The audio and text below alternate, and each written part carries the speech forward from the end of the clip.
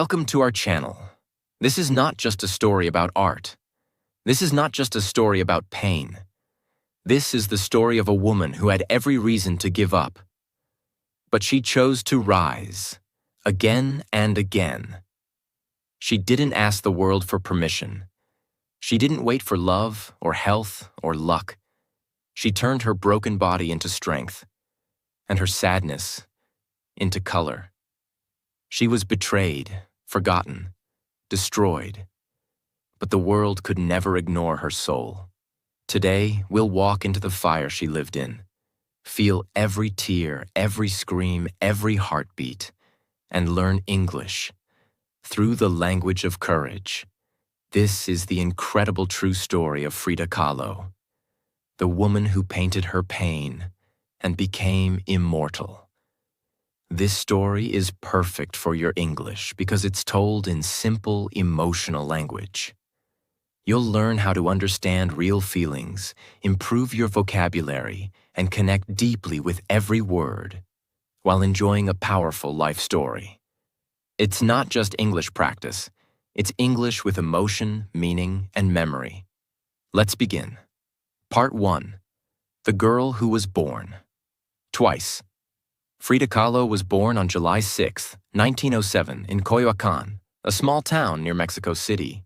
But she always said, "I was born in 1910, the year of the Mexican Revolution." Because she didn't want to be just a girl. She wanted to be part of a revolution. Her full name was Magdalena Carmen Frida Kahlo y Calderón. Her father, Guillermo Kahlo, was a German photographer. Her mother, Matilde, was Mexican. Strong, religious, and very strict.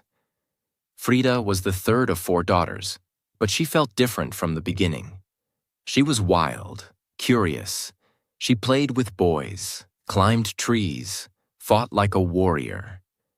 At just 6 years old, Frida's life changed forever.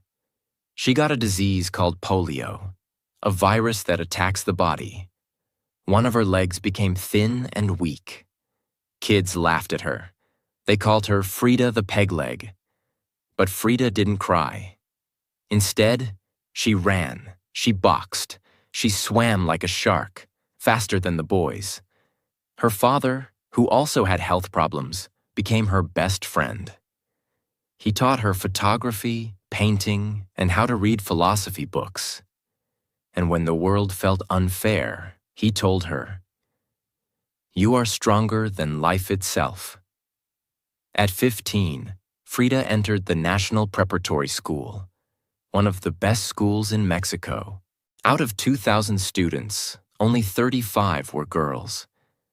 Frida was one of them. She was smart, loud, funny, and full of dreams. She wanted to become a doctor to help people. But fate had other plans. Frida joined a group of rebellious students called Los Cachuchas. They made fun of teachers, acted in plays, read poetry, and debated politics. She fell in love with books, ideas, and for the first time, she saw a man she would never forget. Diego Rivera, a famous mural painter 20 years older than her. He was painting a mural at her school. She stood and watched him. He was large, wild, loud, and full of passion. Frida whispered to a friend, "I'm going to marry him someday." She laughed when she said it, but she had no idea how true that would become. On September 17th, 1925, everything changed. Frida and her boyfriend Alejandro were taking a bus home. The bus was packed. She sat beside a window. Suddenly, a streetcar smashed into the bus. The metal twisted. People screamed. Blood was everywhere. Frida's body was pierced by a metal handrail. It went through her pelvis. Her spine was broken in 3 places, her leg shattered, her shoulder dislocated. She was just 18 years old. They thought she would die, but she didn't. She opened her eyes and said nothing, because the pain was louder than words. Frida was taken to the hospital. Doctors did surgery after surgery. She couldn't walk, couldn't sit, couldn't move. She was trapped in a body that betrayed her.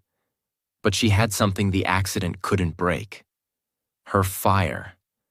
While lying flat in bed, her father gave her a mirror and paints. He put a canopy over her bed and hung a mirror on the ceiling. Frida looked up and saw herself, broken, scarred, alive. So she began to paint herself. Not because she was vain, but because she had no one else to paint. "I paint myself because I am so often alone," she said, "and because I am the subject I know best." In that bed, with her body in pain and a brush in her hand, Frida Kahlo was born again.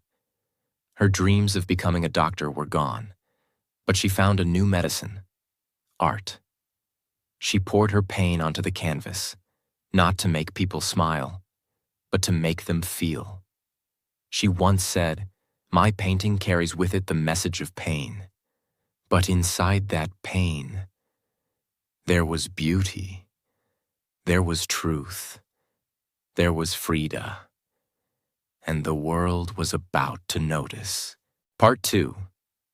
The Fire Called Diego. Frida Kahlo had survived death. She had survived pain.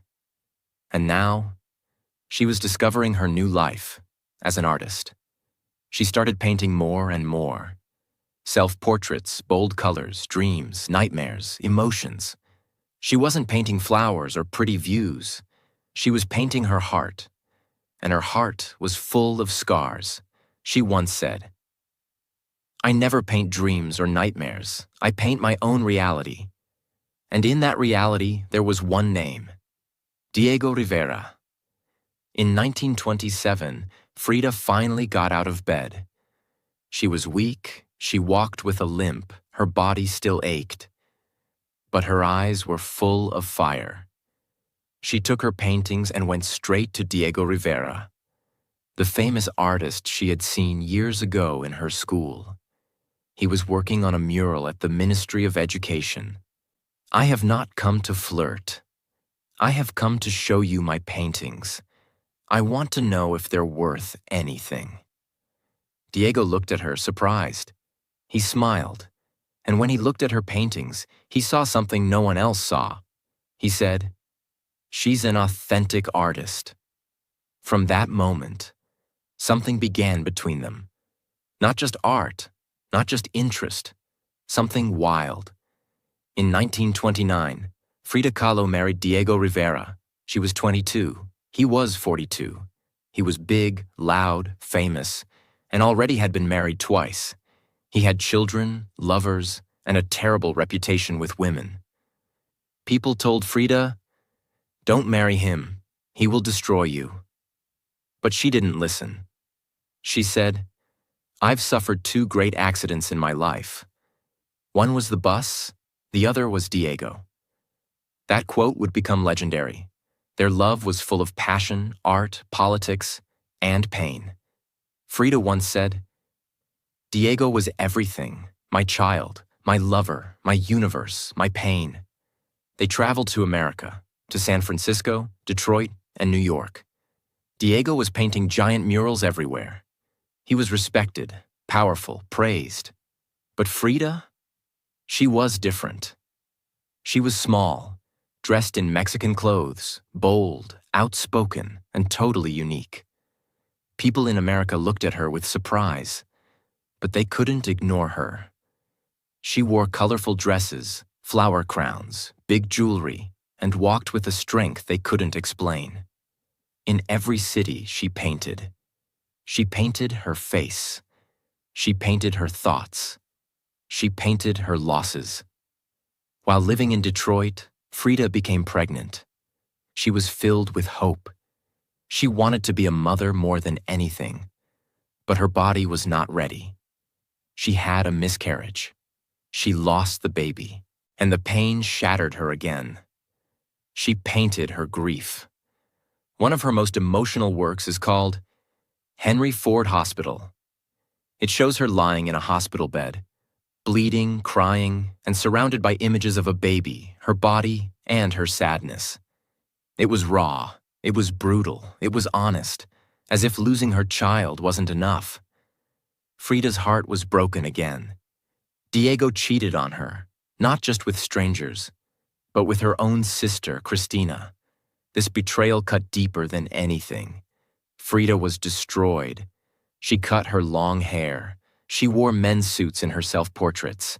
She drank. She cried. She screamed.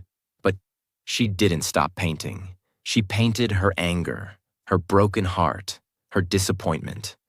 One of her most famous paintings is A Few Small Nips. It shows a woman lying in blood, stabbed by her lover. It wasn't just art, it was her truth. In 1939, Frida and Diego got divorced. Everyone thought, now she will disappear. But no, this was when Frida truly rose. She began wearing her pain like a crown. She said, I am my own muse.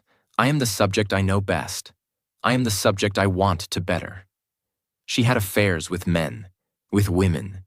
She laughed, painted, smoked, drank, danced. She was alive, in her own way. That same year, she painted one of her greatest works, The Two Fridas. It shows two versions of herself, one with a bleeding heart, one holding her pain with pride. It was Frida, divided between love and loss. Strangely, Diego couldn't live without her. In 1940, just a year after their divorce, they got married again.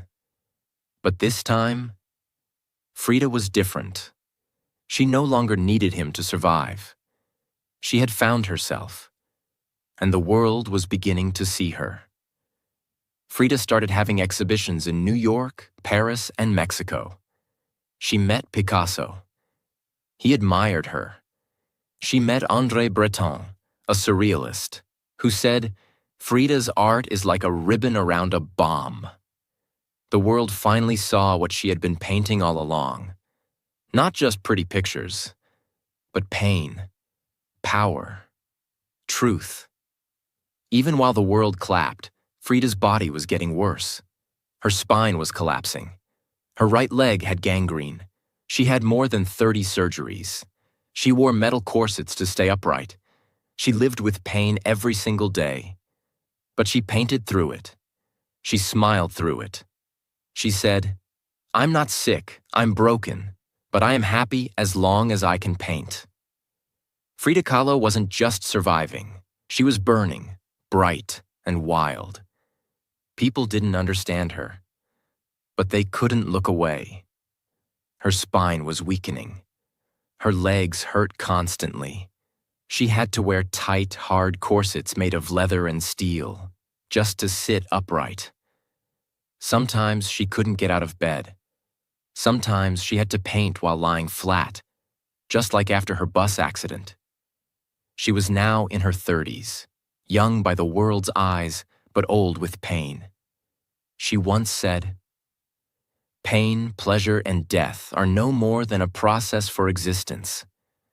To most people, that sounded like poetry, but for Frida, it was her daily truth. She would laugh loudly and then cry silently when no one was watching. But through it all, she kept painting. She said, painting completed my life. As the world noticed her art, Mexico began to see her differently. She was no longer just Diego's wife. She was becoming a national icon. Why? Because she was everything Mexico wanted to celebrate. A strong woman, proud of her roots, dressed in traditional Tijuana clothing, unafraid of politics, unapologetic in her truth. She painted with Mexican colors, bold reds, greens, yellows. She used symbols like monkeys, skeletons, hearts, thorns, and Aztec gods. She was like a living painting, loud, fearless, indigenous, proud. While many Mexican artists wanted to become more European, Frida wanted to become more Mexican. She said, I am more Mexican than the mole sauce in my veins. and that pride made people fall in love with her. By the mid-1940s, Frida had a secret. She had begun taking strong pain medicines, morphine, codeine, just to sleep, just to move. She smiled in public. But at night, she was often screaming in pain, unable to walk, sometimes unable to sit. Her hands trembled, but she kept painting. She even painted her corsets, turning her torture into art. Each brushstroke said, "I'm still here." In 1943, she was invited to teach at La Esmeralda, the prestigious art school in Mexico City. Her students were young, passionate, and loved her deeply. They called themselves Los Fridos, the Fridas. They followed her everywhere, listened to every word, copied her art. But sometimes, Frida couldn't make it to class, so her students came to her house, La Casa Azul, the blue house. They sat on the floor. She taught from her bed. She spoke of color, pain, and truth. She didn't teach rules. She taught soul. "Don't paint the surface," she said. "Paint what hurts." Though married again to Diego, their relationship was still full of fire. They loved each other, but they also hurt each other. Both had affairs, both were jealous, both were tied together by a bond no one understood. Diego once said, "I loved Frida like a volcano loves the sky, with fire, with ash, with smoke." They fought, made up, hurt each other, and stayed together. Because somehow, they were each other's home. But even love could not protect Frida from what was coming. In 1953, Frida's right leg became infected. Doctors said the infection was spreading fast. If they didn't act, it would kill her. So they did the unthinkable. They cut off her leg. Frida, the girl who once climbed trees, ran like a wild cat, danced at parties, now had only one leg. She was 46 years old. It broke her, not just physically, but emotionally. She wore a wooden leg with a red boot, stylish, strong, bold. But inside, she was devastated. She wrote in her diary, "Feet, what do I need you for when I have wings to fly?" Her words were beautiful, but they hid the darkness inside, even with one leg, even with her spine collapsing, even while taking morphine every day. Frida refused to stop. She painted even more. She wore flowers in her hair. She hosted friends. She wrote poetry. And in that same year, 1953, something unbelievable happened. Her first solo exhibition in Mexico. Yes, after nearly 30 years of pain, Frida was finally given her first solo art show in her own country. But her body was too weak to walk. Doctors told her, "You must stay in bed. You cannot attend." Frida laughed. She said, "They want to stop me from living? Let them try." She wore her most colorful dress, put flowers in her hair, put on her red lipstick, and she arrived at the gallery in an ambulance. They carried her in on her hospital bed. They placed her bed in the center of the room. She lay there like a queen, surrounded by her paintings. The guests were shocked. Then they clapped and cried, because they weren't just seeing art, they were seeing courage. A woman who had every reason to stay hidden chose instead to celebrate life. Frida lifted her glass and toasted, "I am not sick, I am broken, but I am happy to be alive as long as I can paint." The world saw her pain and called it art. But more than that, they saw her spirit. Unstoppable, unshakable. Frida Kahlo. After the 1953 exhibition, where Frida arrived on a hospital bed and shocked the world, something strange began to happen. People looked at her differently. They no longer just saw the paintings. They saw her. They saw a woman who had lost her child, her leg, her health, but still showed up with red lipstick, flowers in her hair, and a smile full of defiance. They saw a woman who refused to become silent. A woman who chose art over shame, color over pain, power over pity. And for the first time, Frida Kahlo was not just an artist. She was becoming a symbol. In 1954, something was burning inside Frida. Not just pain, but rage. She saw injustice. She saw women being controlled. She saw poor people ignored. She saw power in the hands of cruel men. Frida never stayed quiet. She joined protests, wrote angry letters, painted with louder colors. She spoke against war. She spoke against imperialism. She supported the poor, the disabled, the broken. Even in her fragile body, Frida became a storm. "They tried to silence me," she wrote, "but I painted louder." She waved red flags. She marched in her wheelchair. She lifted her voice even when her hands were shaking. People began calling her not just an artist, but a revolutionary soul. At home, Frida was still with Diego. Their love had become complicated. They didn't live like a normal couple.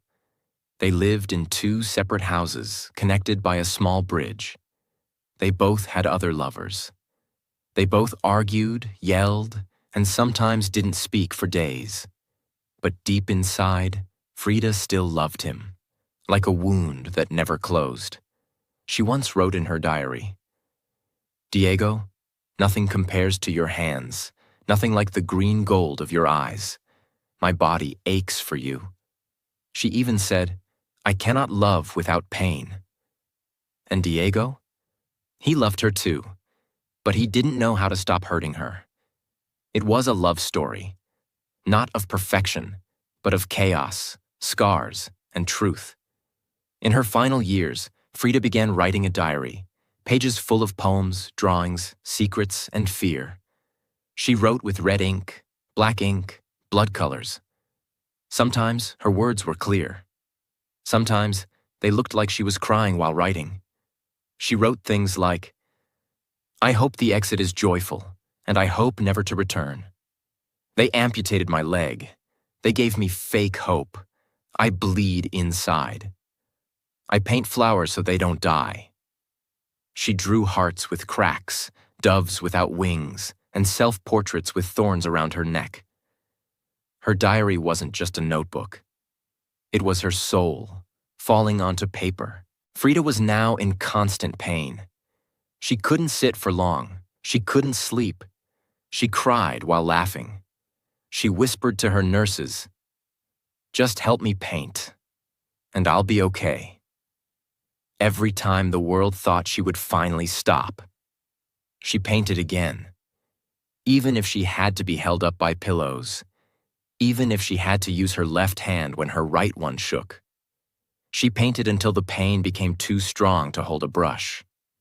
In her last year, Frida painted one of her most famous works, Viva la Vida, Long Live Life, a painting of bright red watermelons with the words written in bold, Viva la Vida. She painted it while in bed, surrounded by pain, tears, and silence.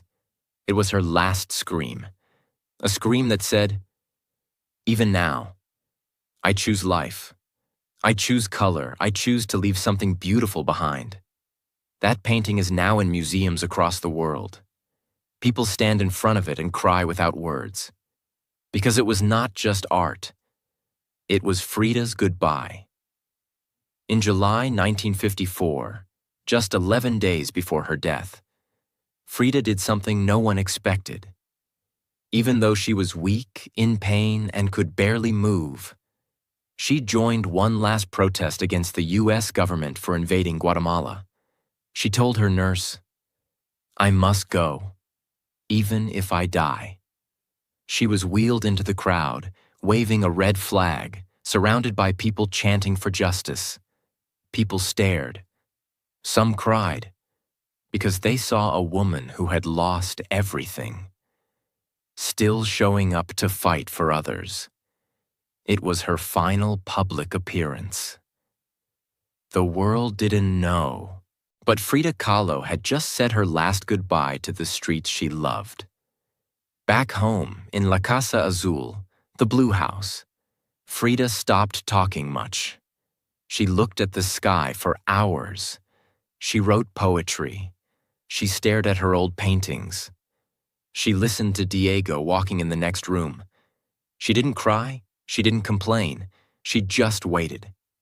In her final diary entry, she wrote, "I hope the exit is joyful, and I hope never to return." She smiled at her nurses. She held Diego's hand. And on July 13th, 1954, Frida Kahlo closed her eyes. But this is not where her story ends, because legends don't end when they die. They begin. Part 3. The Woman Who Became Immortal. Frida Kahlo died on July 13th, 1954, at the age of 47. Her body was taken from La Casa Azul, her bright blue home in Coyoacan, to a quiet funeral. Few people came. There was no massive crowd, no international news, no awards, no red carpets, no headlines shouting her name. The woman who had lived in pain, painted her truth, and arrived at her last exhibition in a hospital bed, was buried with silence. Her body was cremated. Her ashes were placed in a pre-Columbian urn shaped like a toad, because Diego had once called her his little toad. She was gone, but something was still burning in the air, something the world had not yet seen, something that refused to stay silent. For many years after her death, Frida's name was nearly forgotten. Museums were quiet about her. Art critics focused on men. Even Diego, her famous husband, continued to be celebrated, while Frida remained at the background. People didn't understand her art. They said it was too personal, too painful, too emotional. But what they didn't know was that those emotions would one day wake up the world. In the 1970s, something began to change. A new generation of people, especially young women, artists, poets, and activists, discovered her paintings, her diary, and her story. They didn't just see art, they saw themselves.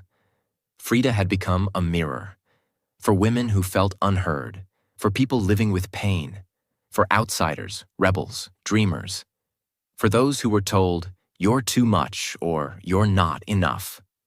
Frida became their voice, and the world finally started asking, who was this woman with the thick eyebrows, flower crown, and burning eyes? By the 1980s and 1990s, Frida Kahlo exploded into global fame. Her face appeared on magazine covers. Her paintings were shown in major museums around the world. Her diary was published and translated into dozens of languages. She became a fashion icon, a symbol of strength, and an artistic legend.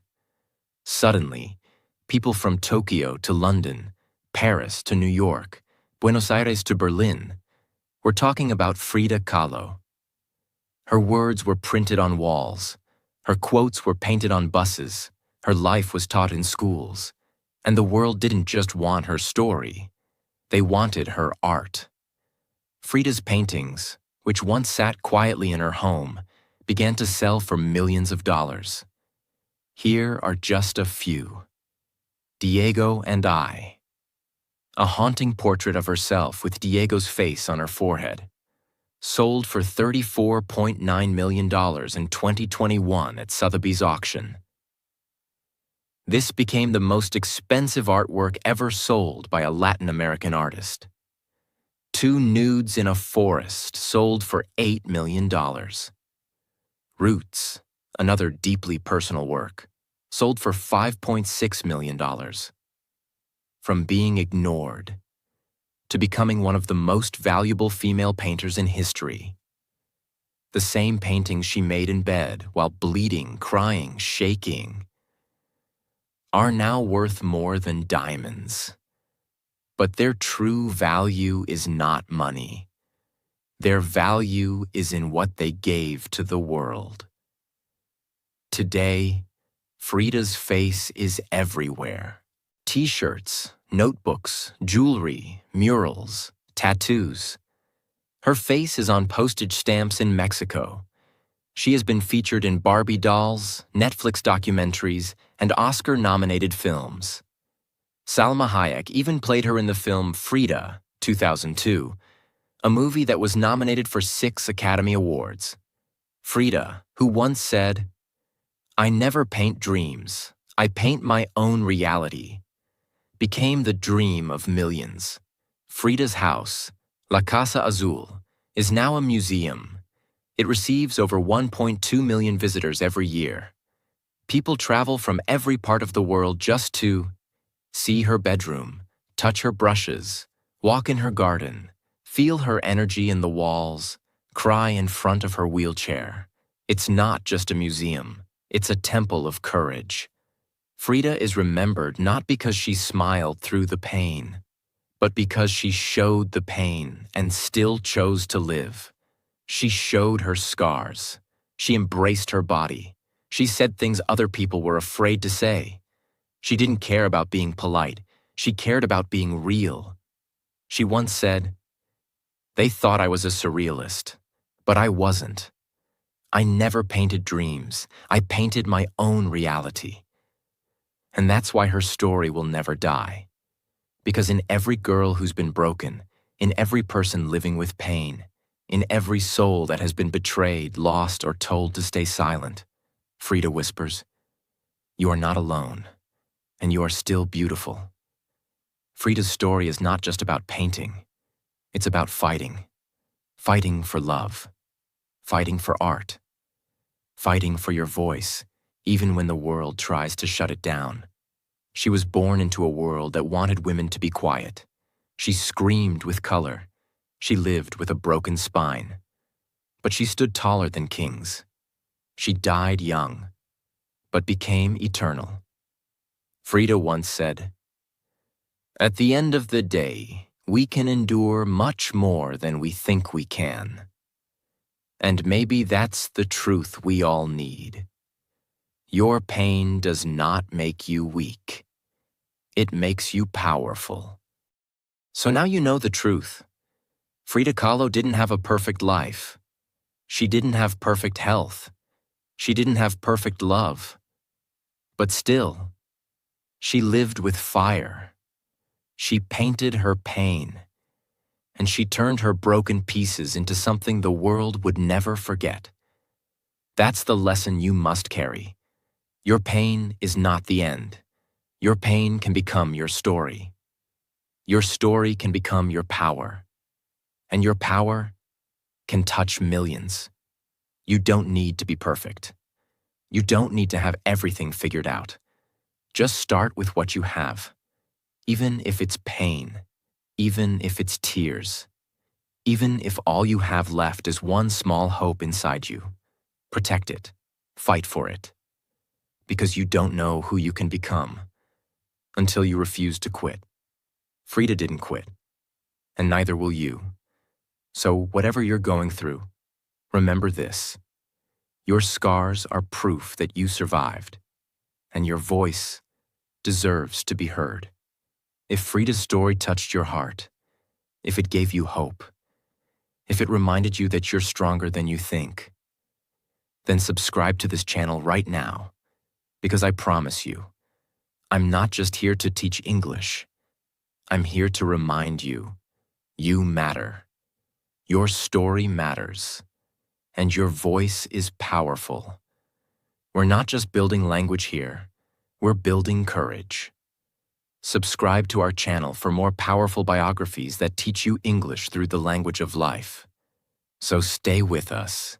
You are not alone, and I'll see you in the next video.